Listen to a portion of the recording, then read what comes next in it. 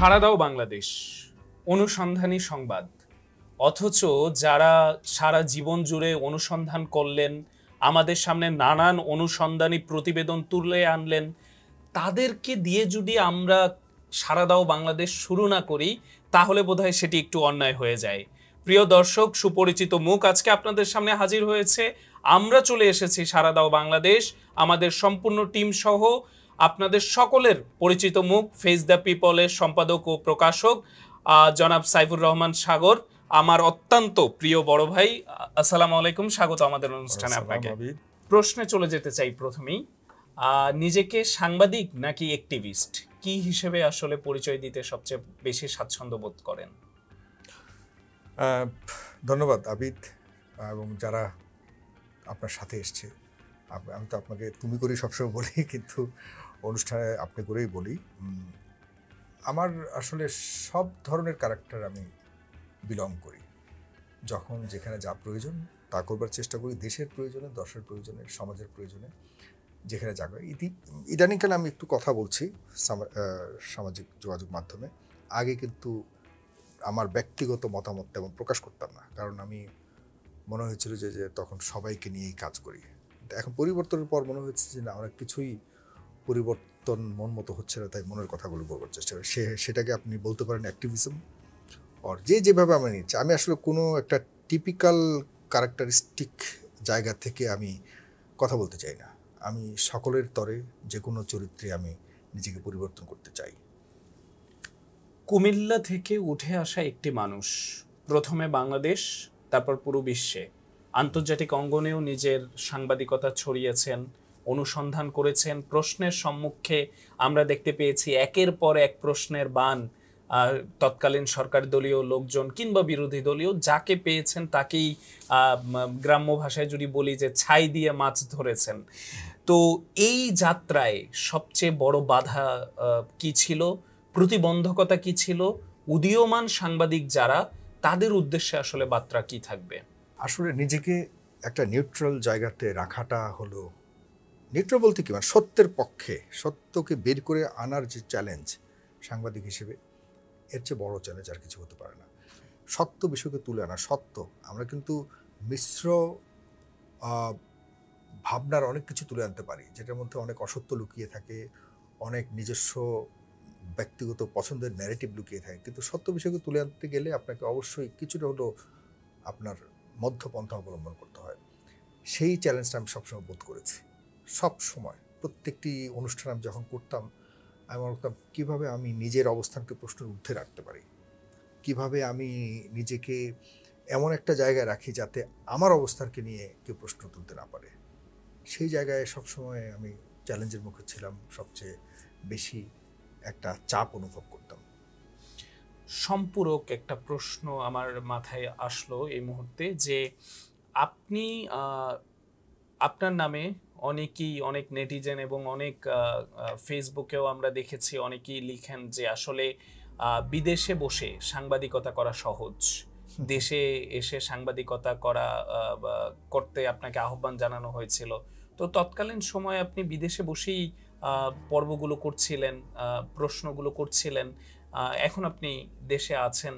তো আপনার কাছে কি আসলে কি মনে হয় যে বিদেশে বসে সাংবাদিকতা করা সহজ, কিংবা দেশে থাকলে কি আপনারা সেই সাংবাদিকতা করতে পারতেন না? এবং আরেকটি প্রশ্ন করে রাখি, সরকারের পট পরিবর্তনের আগের সাংবাদিকতা আর বর্তমান সাংবাদিকতা, স্বাধীন গণমাধ্যম আমরা যেটাকে বলি, আপনি কি বর্তমান গণমাধ্যম নিয়ে হতাশ বা আশাব্যঞ্জক, নাকি আপনি যেরকমটা চেয়েছিলেন বাংলাদেশে মোটামুটি কিছুটা স্বাধীন হয়েছে গণমাধ্যম?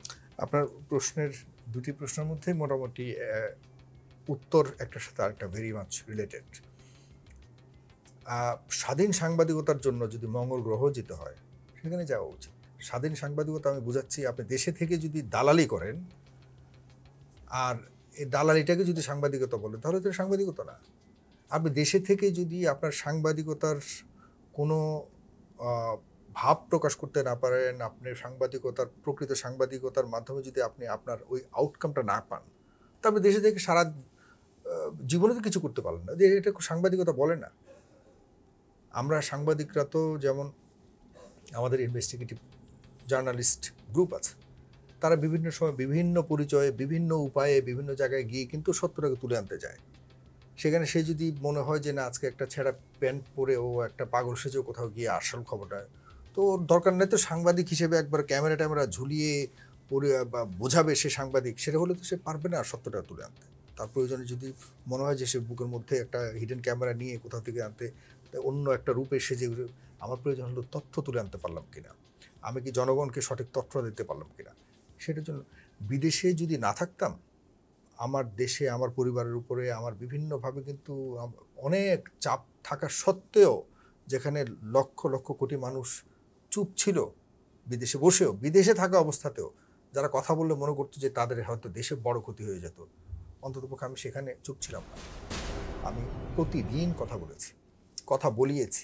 এর মানে এই না যে আওয়ামী লীগের শত্রুতা করেছি, আমি আওয়ামী লীগের ওই ফেইলিয়ার্সগুলিকে আমি তুলে ধরেছি। একজন সাংবাদিক হিসেবে যেটা করণীয়, যে আওয়ামী লীগ কোথায় ভুল করছে সেগুলো তুলে ধরেছে। তাদের এই দায়িত্বটা ছিল দেশের সাংবাদিকদের। তো দেশের সাংবাদিক তো লজ্জা থাকা উচিত যারা প্রশ্ন করবে যে বিদেশে সাংবাদিকতা সহজ। বিদেশে তো বহু সাংবাদিক ছিলেন তখন, বহু দেশে লুকিয়েছিলেন, বহু দেশে গিয়ে তারা কয়জন সাংবাদিক কথা বলেছে। বাংলাদেশে তো আওয়ামীপন্থী সাংবাদিকরা ছিল, তো শুধু কি আওয়ামীপন্থী সাংবাদিকরাই কি বাংলাদেশে ছিল? আর অন্য সাংবাদিকরা কোথায়? তারা তো বিদেশি ছিল ধরে নেই, তাহলে তারা সেখানে বসে কী করেছে? আমি তো অনেক সাংবাদিকদেরকে আমার অনুষ্ঠানে আসতে বলতাম যে আপনি তো আছেন ফ্রান্সে, আপনি তো আছেন সুইজারল্যান্ডে, আপনি তো আছেন ইউকেতে, আসুন কথা বলি। বলছে না ভাই, সমস্যা হবে। যার কথা বলবার সাহস আছে থাকে, কৌশলের মাধ্যমে সে কথা বলবেই। ঠিক আছে, এটার পতন কেন হয়েছে? এই প্রকৃত তথ্য, প্রকৃত সত্য সে কখনোই পেত না। সাংবাদিকরা সবসময় তোষামোদি করতো, নিকৃষ্টতম চাটুকারিতা করতো, নিকৃষ্টতম। সারা পৃথিবীতে এমন চাটুকারিতা আর কোথাও করে কিনা জানি না কোনো রাষ্ট্রপ্রধানকে সাংবাদিকরা, সেগুলি করতো। এখন যেটা যে পরিবর্তন আমি বলি, as of now, as of today, আমি যদি বলি যে বাংলাদেশে ফিরে আসার পর 9 বছর পর, আমি এখনো পর্যন্ত বর্তমানে আমি ব্যক্তিগতভাবেও যেমন কথা বলছি, বর্তমান সরকারের ডক্টর মোহাম্মদ ইউনূসের নেতৃত্বে যে সরকার আছে, সেই সরকারের যে সমালোচনা আমি এখন কড়াকড়িভাবে করছি, এবং তাদের কর্মকাণ্ডের যে, তাদের যে বর্তমান সরকারের ক্যাবিনেটের যারা বিভিন্ন ধরনের ভূমিকা ইম্পর্টেন্ট দায়িত্বে আছে, তাদের বিভিন্ন কর্মকাণ্ডের যে সমালোচনা করছে এবং আমাদের ফেস দ্য পিপল টিম করছে, এটা শেখ হাসিনা আমলে কল্পনা করা যেত না। বাধার সম্মুখীন হচ্ছেন সরকার থেকে এখন বর্তমানে সেই সাহস কারো আছে ইনশাল্লাহ। কি বলেন? জনগণ আমাদের সাথে আছে এবং এটা চলমান থাকবে। তার মানে গণমাধ্যম অনেকটাই স্বাধীন আগের চেয়ে, এটি কি 100% আমি মনে করি এখন মানে আমি স্বাধীনভাবে কথা বলতে পারতেছি।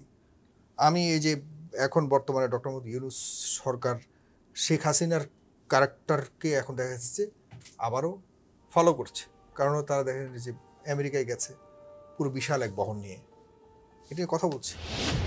আপনার তো 4-5 জন হলেই যে চলতো, কিন্তু আপনি কেন এখন এই একই বহর নিয়ে একইভাবে আপনি পরিচালনা করছেন দেশকে, একইভাবে আপনি শেখ হাসিনাকে ফলো করছেন? তো এই যে কথা বলার, এই যে তাকে ইঙ্গিত করে, তাকে টার্গেট করে মানে প্রশ্ন ছুড়ে দেওয়া, দিস ইজ কল জার্নালিজম। সেটা করছে।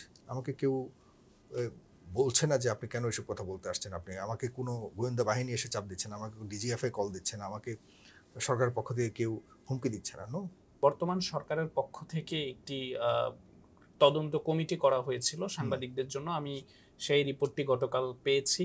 সেখানে যিনি একজন সদস্য, তিনি বক্তব্য রেখেছেন এবং তিনি বলেছেন যে পুরো দেশে তিনি আহ্বান জানিয়েছিলেন বিজ্ঞপ্তি দিয়ে যে কারা হয়রানিমূলক মামলার শিকার হয়েছে, যেমন খুনের মামলায় সাংবাদিকদেরকে আসামি করা হয়েছে।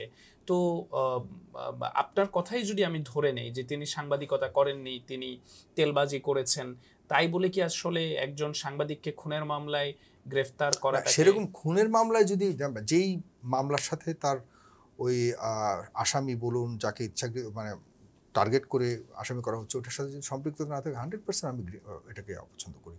এই ধরনের হয়রানিমূলক মামলা এটা শুধুমাত্র সাংবাদিকের ক্ষেত্রে নয়, যে কারো বিরুদ্ধেই। আমি আমার লেখাতে বহুবার বলেছি যে আওয়ামী লীগের মধ্যে কি সবাই কি কোনো খুনে জড়িত ছিল? অবশ্যই না। হ্যাঁ, শেখ হাসিনা কি নিজের হাতে খুন করেছে? খুন করেনি, কিন্তু সে জানতো খুন হচ্ছে তার দেশে, তবুও তিনি প্রশ্রয় দিয়েছেন, পুরস্কৃত করেছেন। সুতরাং তিনি সবচেয়ে বড় অপরাধী।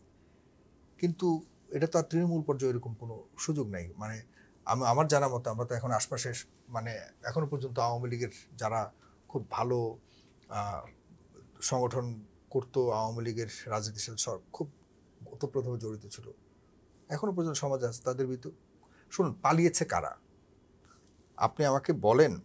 এই যে 550 কত 550 ছিল মনে হয় ক্যান্টনমেন্টের অফিসিয়াল হিসেবে, অফিসিয়াল হিসেবে ওদেরকে কেউ ধরে ধরে ওখানে নিয়ে গেছে? না, সবাই আশ্রয়ের জন্যই গিয়েছে, আমি সেটা আশ্রয়ের জন্য গেছে, তার মানে কি বাংলাদেশে আওয়ামী লীগ কি শুধু 550 মানুষ করে? কোটি করে না? কোটি তো যায়নি সেখানে, গেছে কারা? আপনার মনে জানে যে আপনি অপরাধী, আপনার মনের চেয়েও আপনার অন্তর্যামী আপনি জানেন যে আপনি অপরাধ করেছেন। এরা তো সবাই আত্মস্বীকৃত অপরাধী। অপরাধ বোধ যার থাকে সেই তো পালিয়ে বেড়ায়। শেখ হাসিনা তার ওই উপলব্ধি ছিল যে সে মানুষ খুন করেছে, সুতরাং তাকে যে কোনো মুহূর্তে জনগণ গণভবনে আসে তাকে খুন করতে পারে, এ কারণে সে পালিয়েছে। সুতরাং আমি মনে করি যে কোনো সরাসরি প্রমাণ তো আর সব কিছুর মধ্যে থাকে না। কাউকে বিনা কারণে খুনের মামলার আসামি করায়, এ ধরনের হয়রানিমূলক প্রচুর মামলা হয়েছে। এখন কিন্তু মামলা নিচ্ছে না, দেখবেন যে এখন আপনি যদি কাউকে সাধারণ মামলা সত্যিকারের ঘটনাও যদি নিয়ে যান, থানা মামলা নিচ্ছে না। 5ই আগস্টের আগে পতন হলে যে ধরনের অন্তর্বর্তী সরকার আপনি ব্যক্তি সাগর ভাই আশা করেছিলেন, বা অন্তর্বর্তী সরকার যে সকল কার্যক্রম পরিচালনা করবে বলে আপনি ভেবেছিলেন, স্বপ্ন দেখেছিলেন, তা কতটুকু বাস্তবায়ন করতে পেরেছে বর্তমান সরকার?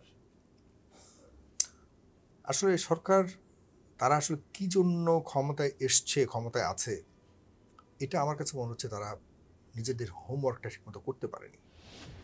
তারা এটাও জানে না যে তারা কোথায় তাদের গন্তব্য।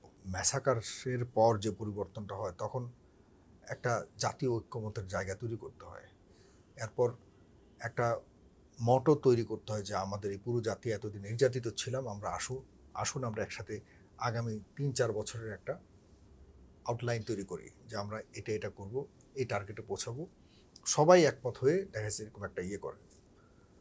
এরকম কোনো কিছু তো হয়নি আমাদের দেশে। মনে করেন কিনা যে ফেব্রুয়ারিতে জাতীয় নির্বাচন হবে? আমি ওটাই বলছি যে ফেব্রুয়ারিতে নির্বাচন থাক দূরের কথা, আগামী 6 মাস পরে ইলেকশন হবে কিনা এই ধরনের কোনো চিহ্ন আমি দেখতে পাচ্ছি না। মানে আপনি বলতে পারেন যে না, নির্বাচন কমিশন তো ঘোষণা দিয়েছে, বলতে পারেন যে ডিসিএসপিরা তো মিটিং শুরু করেছে, বলতে পারেন পুলিশ বাহিনী তো তাদের তৎপরতা শুরু করেছে, এটা তাদের অফিসিয়াল ডিউটি। কিন্তু নির্বাচন হবে কি হবে না এগুলো তো রাজনৈতিক সিদ্ধান্ত। রাজনৈতিক দলগুলোর মধ্যে কোনো ধরনের প্রস্তুতি দেখতে পাচ্ছেন আপনি? কোনো ধরনের মুভমেন্ট দেখতে পাচ্ছেন? এত বছর পর সব দলের অংশগ্রহণে একটা নির্বাচন হবে।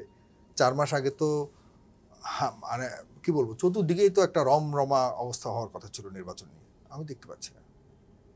একটা অনিশ্চিত জায়গাতে আমরা আটকে আছি। আর সরকার ডেফিনেটলি ডক্টর মোহাম্মদ ইউনূসের প্রতি আমাদের সবার সম্মান আছে, ভালোবাসা আছে। উনি একজন খাঁটি দেশপ্রেমিক এবং যোগ্য একজন মানুষ। তার মতো যোগ্যতা সম্পন্ন মানুষকে বাংলাদেশে সরকার প্রধান হিসেবে পাওয়া, এটা আমাদেরও একটা বিশাল সৌভাগ্য। কিন্তু আমরা যেই আশা প্রত্যাশা ওনার প্রতি করেছিলাম, উনি ওইটার ধারে কাছেও যেতে পারেননি পলিটিক্যালি। এখন ওনাকে ডক্টর মোহাম্মদ ইউনূসকে অনেক দেশ চিনে যে যারা বাংলাদেশকেও চিনে না, সেটা ভিন্ন ব্যাপার। কিন্তু ওনাকে যে দায়িত্ব আমরা দিয়েছি এত বড় একটা পট পরিবর্তনের পর, সেই লক্ষ্যের আশপাশে গেছে বলে আমার কাছে মনে হচ্ছে আপাতত। মাননীয় প্রধান উপদেষ্টা নিউ ইয়র্কে অবস্থানকালে একটি টিভির সাক্ষাৎকারে বলেছেন যে কোনো সময় আওয়ামী লীগের নিষেধাজ্ঞা উঠে যেতে পারে, এরকম একটি উনি কথা বলেছেন। এবং পুরো কথাটি যদি কোড আকারে আমি বলি, যে কথাটি এরকম ছিল যে আওয়ামী লীগ কার্যক্রম নিষিদ্ধ করা হয়েছে, তাই তারা রাজনৈতিক কার্যক্রম পরিচালনা করতে পারবেন না, তবে এটি সাময়িক, যে কোনো সময় নিষেধাজ্ঞা উঠে যেতে পারে। এরপর থেকেই আসলে সামাজিক যোগাযোগ মাধ্যমে আওয়ামী লীগের নেতাকর্মীদেরকে আমরা দেখছি যে তারা এক ধরনের আভাস পেয়েছে, এবং নেতৃত্ব দেয়া দল যেটি এখন এনসিপি, সেই দলের নেতাকর্মীকে অনেককে আমরা পোস্ট করতে দেখেছি যে কিসের চাপে বা কি কারণে তিনি এমন কথা বললেন। আপনার কাছে দুটো প্রশ্ন করতে চাই, দুটি ভাগে। একটি কথা হলো, আপনার কি সাংবাদিক হিসেবে মনে হয় না যে আমাদের প্রধান উপদেষ্টা গুরুত্বপূর্ণ কথাগুলো কেন সবসময় বাইরের দেশে যেই তিনি বলেন? দেশে থাকতে কিন্তু এর আগেও তিনি আন্দোলনের মাস্টারমাইন্ড বাইরের দেশে যেয়ে হুম। ঘোষণা করেছেন। আ বিভিন্ন সময় আমরা দেখেছি ভারতের সাথে সম্পর্ক নিয়ে তিনি বাইরের দেশে যেয়ে কথা বলেছেন। গত বছর বলেছেন ভারতের সাথে সম্পর্ক স্বাভাবিক ভালো। এই বছর তিনি ওপেন বলেছেন যে না সম্পর্ক সমস্যা আছে আমাদের। তো এই যে বড়, বড় ডিসিশন গুলো আসলে বাইরের দেশে যেয়ে তিনি বলেন কিনা? আর দ্বিতীয় ব্যাপারটি হলো যদি নিষেধাজ্ঞা উঠে যায় তাহলে কি আওয়ামী লীগের পুনর্বাসনের কোনো সম্ভাবনা আপনি অনুসন্ধানী সাংবাদিক হিসেবে দেখছেন কিনা? আওয়ামী লীগ বলতে যদি বোঝান যে পুরো ধরেন তাদের ২ কোটি সমর্থক আছে। এই পুরো ২ কোটি সমর্থককে কি আপনি বোঝাচ্ছেন আওয়ামী লীগ? নাকি শেখ হাসিনা সহকারে যারা আসলে খুন খারাপির সাথে গত ১৫ বছর জড়িত ছিল তাদেরকে বোঝাচ্ছেন? আমাদেরকে এখানে একটু ডিফাইন করতে হবে। আওয়ামী লীগ দল হিসেবে আম এটা ঠিক যে কোনো আমরা তো বিগত ১৫ বছর দেখেছি আওয়ামী লীগ করে এই একটা পরিচয়ে একটা বিশাল বিষয় ছিল। আওয়ামী লীগের একদম ক্ষুদ্র লেভেলেরও একজন কর্মী যদি পরিচয় কোথাও তারা দিত, তাদের একটা অন্যরকম মানে মনোবল বলুন, তাদের বাহুশক্তি, তাদের প্রভাব এটা সর্বক্ষেত্রেই কিন্তু অ্যাপ্লিকেবল ছিল। এটা আমরা কেউ অস্বীকার করার সুযোগ নেই। মাত্র ১.৫ বছর হলো। এর আগের সময়টা আমরা এত তাড়াতাড়ি ভোলার কোনো সুযোগ নেই। এই সরকার মনে করেছে না অপরাধীদের আমরা বিচার করব। তাহলে আওয়ামী লীগের কিন্তু প্রায় 50% মানুষ কিন্তু এই অপরাধের বা সরকারের এই অভিযোগের আওতায় চলে আসতে বাধ্য হবে। বিভিন্নভাবে সারা গত ১৫ বছরে এমন কোনো আওয়ামী লীগের ৫০% তো আমি ধরেই নিব যে তারা কোনো না কোনোভাবে অপরাধের সাথে সম্পৃক্ত ছিল। তো সেই ক্ষেত্রে আমি মনে করি যে শুধুমাত্র যে অভিযোগ এবং অপরাধকে যদি টার্গেট করে তাদেরকে করা তাহলে আইনের গতিতে চলবে।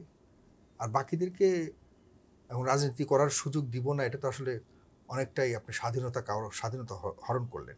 এখন আওয়ামী লীগের ব্যানারে করবে কি করবে না এটাকে আসলে জাতীয়ভাবে সিদ্ধান্ত নিতে হবে যে আওয়ামী লীগ কি আসলে দল হিসেবে দেশের একটা রাজনৈতিক দল হিসেবে থাকবে কি থাকবে না আমার মনে হয় রাজনীতিবিদদের কাছে। তবে আমি ব্যক্তিগত একজন সাংবাদিক হিসেবে একজন সাধারণ নাগরিক হিসেবে মনে করি যে গণতান্ত্রিক দেশ সবারই রাজনীতি করবার অধিকার আছে, তারা করতে পারে।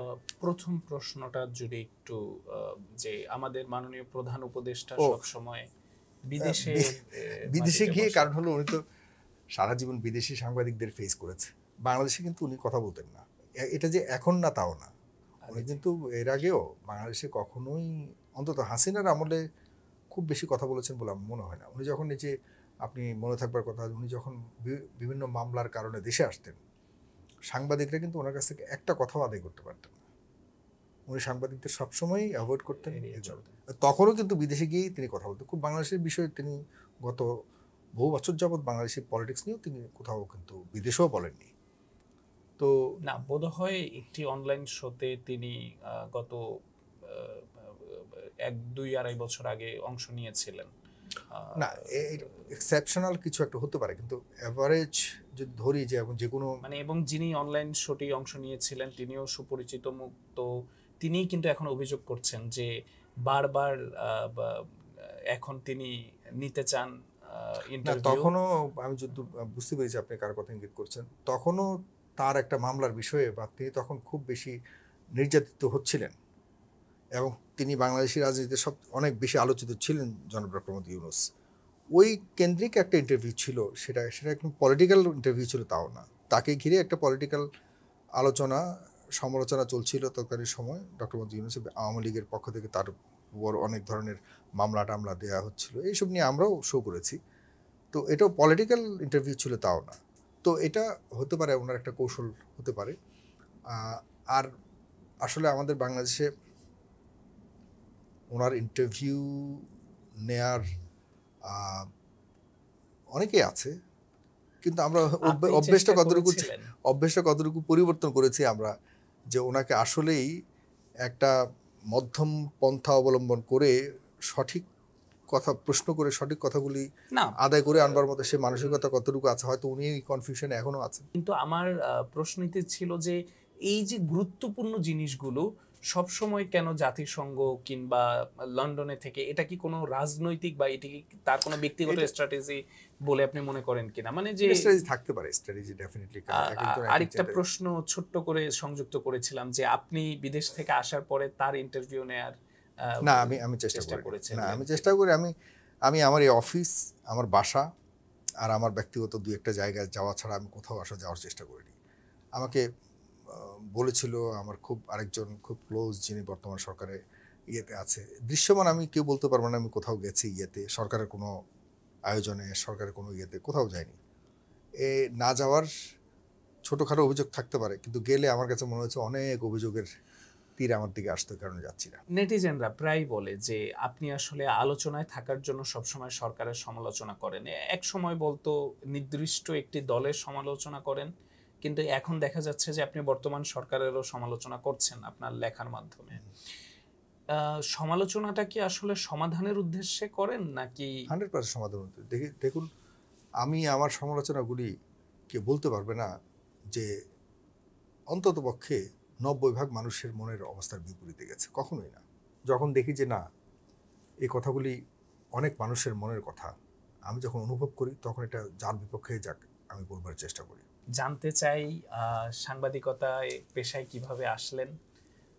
খুব যদি সংক্ষেপে বলেন। আমি জানি যাত্রাটা দীর্ঘ, এত সংক্ষেপে বলা যায় না। এটা অনেক লম্বা, এত বড় লম্বা ইতিহাস আরেকটা ইন্টারভিউ লাগবে। খুব শর্টকাট যদি বলি, আমি স্কুল লাইফেই কিন্তু লেখালেখির মধ্যে ছিলাম। তৎকালীন সময় লিখতাম, খুব উদ্দেশ্যমূলক লিখতাম তাও না, আমার লিখতে ভালো As লাগতো। usual লিখতেন। হ্যাঁ, লিখতাম। পরে এখন বড় হয়ে বুঝি আসলে তো ভালো। তৎকালীন সময় ম্যাগাজিনে লিখতাম, ঠিক আছে, লেখা পাঠাতাম। তৎকালীন সময় তার এভাবে অনলাইন ছিল না, লেখা পাঠাতাম, লেখা প্রকাশ হতো। আমি যখন দেশের বাইরে যাই তখন তো মামলা খেয়ে যাই আমি। এটা কেউ জানে না, আপনার কাছে প্রথম বলুন, এটা আমাদের এলাকার মানুষ জানে। আমি তখন কলেজের লিডার, আমি নেতৃত্ব ছাত্রনেতা ছিলাম। তো তখন সঙ্গে আমি বিএনপিও করিনি, আওয়ামী লীগ করি, এ ব্যাপারে আপনি 100% একদম সবার সামনে বলে রাখছি, আমি কখনো বিএনপি আওয়ামী লীগের রাজনীতি কখনোই করিনি, জামাতের রাজনীতির সাথে কখনোই না। সংশ্লিষ্টতা জামাতের কি আছে? রাজনীতির সাথে আমি কেন, আমাদের ওই অঞ্চলের মানুষও, আমি জানি না এখন অন্যভাবে কতটুকু, ওই এলাকাতে জামাতের কোনো অবস্থান ওরকমভাবে নাই, কখনোই না। তাহলে ছাত্র নেতা কি আসলে ছাত্রনেতা বলতে তখন আসলে, ছাত্রনেতা বলতে কি, পপুলার ছাত্রনেতা ছিলেন বলতে কি ছাত্রদের মধ্যে? আওয়ামী লীগ বিএনপি বা কোনো রাজনৈতিক দল করতে হবে? না, না, না। Definitely not. এছাড়াও আমাদের 5,000-এর উপরে শিক্ষার্থী ছিল। আমি আমার ওই সময়ে, আমি খুব আমার সাঙ্গপাঙ্গ যারা ছিল, আমার ফ্রেন্ড সার্কেল, তাদেরকে নিয়ে আমি পুরো ওই কলেজের আমি চমৎকার নেতৃত্ব দিয়েছি। যখন যার প্রবলেম হয়েছে সাথে সাথে সলভ করেছে। এরকম আমাকে এখনও পর্যন্ত আমার ওই সময়গুলি মানে মনে করে সবাই আমাকে অনেক পছন্দ করে, অনেক ভালোবাসে। আমি একদম অন রেকর্ড বলছি, ঠিক আছে। ওই ক্যারেক্টারটা আমার তখনও ছিল, আমার কাছে মনে হয়। নেতৃত্ব দেওয়ার জায়গাটা। অনেকে মনে হয় আজকে ক্লিয়ার করে দিলাম, আজকে অন রেকর্ড ক্লিয়ার করলাম। আমার ওই তো অপরিচিত কেউ না, অন্তত পক্ষে এলাকার মানুষ তো এটা দেখবে, কমেন্টে লিখবে যে সাগর মিথ্যা কথা বলছে, এই ধরনের কমেন্ট কেউ বলুক, আপনি দেখাতে পারলে তখন বললেন সাগর ভাই, আপনি যে কথাগুলো বললেন, আপনি জামাত করেন না বলছেন বা শিবির করেন না বলছেন, কিন্তু যে শিবির খবর আপনি বলছেন আওয়ামী লীগ করেন নাই, এই যে আপনি বলছেন বিএনপি করেন না, এই যে বলছে প্রমাণ দিক। কিন্তু আমি রাজনৈতিক সচেতন ছিলাম পারিবারিকভাবে। আমার আমার বড় বাবা একসময় দেখা যাচ্ছে যে 30 বছর প্রেসিডেন্ট ছিলেন আমাদের ওই অঞ্চলে, তখন প্রেসিডেন্ট বলতো, আমাদের বাড়িতেই ছিলেন, ওনার প্রেসিডেন্সিয়াল অফিস ছিল, এরকম সেই অনেক আগের কথা বলছি। আমাদের রাজনৈতিক পরিবার, বাট টিপিক্যাল যে মানে পার্টিজান পলিটিক্স যেটা, এটা আমরা ওরকমভাবে করিনি। তবে সকল রাজনৈতিক দলের মানুষজন আমাদের বাড়িতে আনাগোনা ছিল। সকল রাজনৈতিক দলের এমপি বলুন, ওই এলাকার মন্ত্রী হলেও আমাদের ঘরে গেছে, আমাদের থেকে আমার পরিবারের কাছ থেকে দোয়া চাইতে গেছে, বা আমাদের পরিবারের সাথে একটা সম্পর্ক রাখার চেষ্টা করেছে। তো আমি সাংবাদিকতার বিষয়টা, এটা আসলে সাংবাদিক বলবো কি না জানি না, আমার লেখার টেন্ডেন্সি ছিল, সমালোচনার টেন্ডেন্সি যেটাকে বলে টেন্ডেন্সি ছিল। এটা আমি বহু পত্রিকায় লেখালেখি করেছি, বহু পত্রিকায় আমি কলাম লিখেছি, একদম ইয়েতে বিদেশে বসে আমি দেখা যাচ্ছে যে ওই মামলা খেয়ে চলে যেতে হয়েছে। আমি কি ভোর রাতে কিন্তু আমি দেশ ছাড়তে বাধ্য হয়েছি। এবং মানে আমাদের ছাত্র রাজনীতির মামলার কারণে। ছাত্র রাজনীতি। হ্যাঁ, এরপরে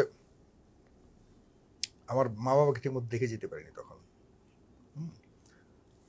চলে গেছি, ভারত হয়ে পরে চলে যেতে হয়েছে আমাকে অনেক দূরে।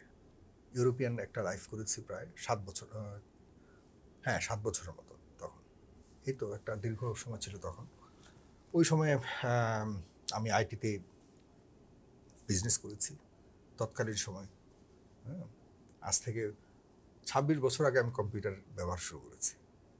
26 বছর আগে। জানি না আপনারা কবে কম্পিউটার, যে কারণে এখন চোখেও সমস্যা হয়।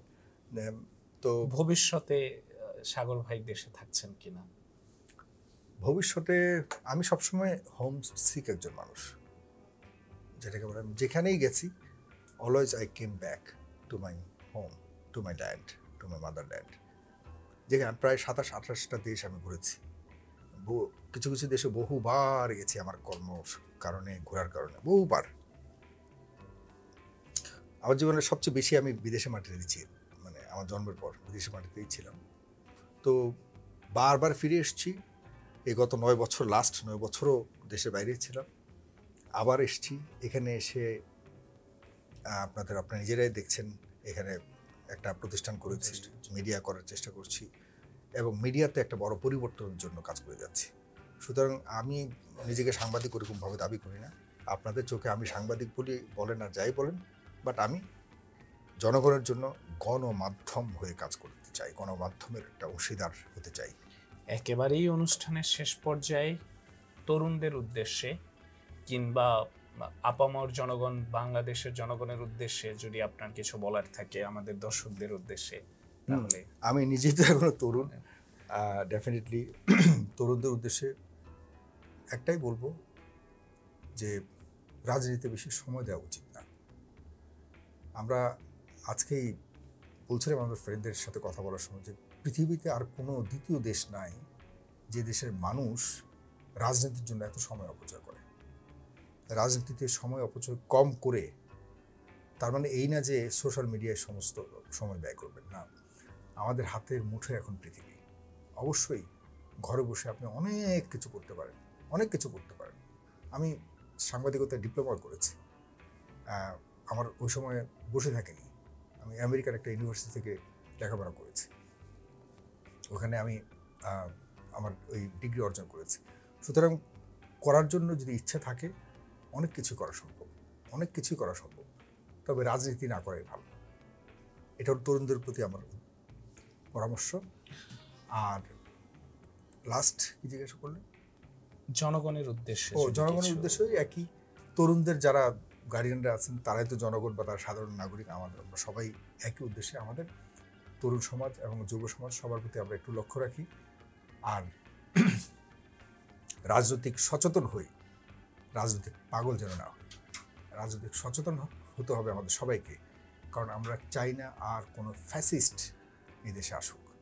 আমরা সবাই 18 বছর পার হলেই সবাই এদেশের মানে লিখিত মালিক, কারণ আমরা সবাই কিন্তু ভোট দেওয়ার অধিকার অর্জন করি। সুতরাং আমাদেরকে আরও বেশি সচেতন যদি হতে পারি, 500-1000 টাকার কাছে বিক্রি না হয়ে সামনের সময়ে আমাদেরকে আসলেই কে সঠিকভাবে আমাদেরকে প্রতিনিধিত্ব করতে পারবে তাদেরকে খুঁজে বের করুন, স্টাডি করুন, তাদেরকে প্রশ্ন করুন, তাদেরকে জিজ্ঞাসা করুন, যে যাচাই করুন তারা কি আমাদের প্রতিনিধিত্ব করবার মতো সে যোগ্যতা রাখে কিনা। প্লিজ একটু সচেতন হই, রেসপন্সিবল হই, তাহলে পরিবর্তন সম্ভব। নাহলে কদিন পর পর আবারও রক্ত দিয়ে আমাদেরকে পরিবর্তন আনতে হবে, এটি আর আমরা কখনোই চাই না। Thank you. ধন্যবাদ প্রিয় সাগর ভাইকে। যেই বিষয়টি আজকে শুনছিলাম, একটি মানুষের জীবনে নানান বাধা, প্রতিকূলতা, অবশেষে সফলতা, সব কিছু মিলিয়ে এখনও কিন্তু চেষ্টা চালিয়ে যাচ্ছেন নিজের প্রতিষ্ঠানকে দিয়ে বাংলাদেশের গণমাধ্যমকে নতুন একটি পর্যায়ে নিয়ে যাওয়ার। নতুন কোনো পর্বে নতুন কোনো অতিথি নিয়ে সারা দাও বাংলাদেশ আবারও আপনাদের সামনে হাজির হবে। সেই পর্যন্ত ভালো থাকুন, সুস্থ থাকুন, নিজের প্রতি খেয়াল রাখুন, চারপাশে নজর রাখুন। ধন্যবাদ আপনাদের সবাইকে।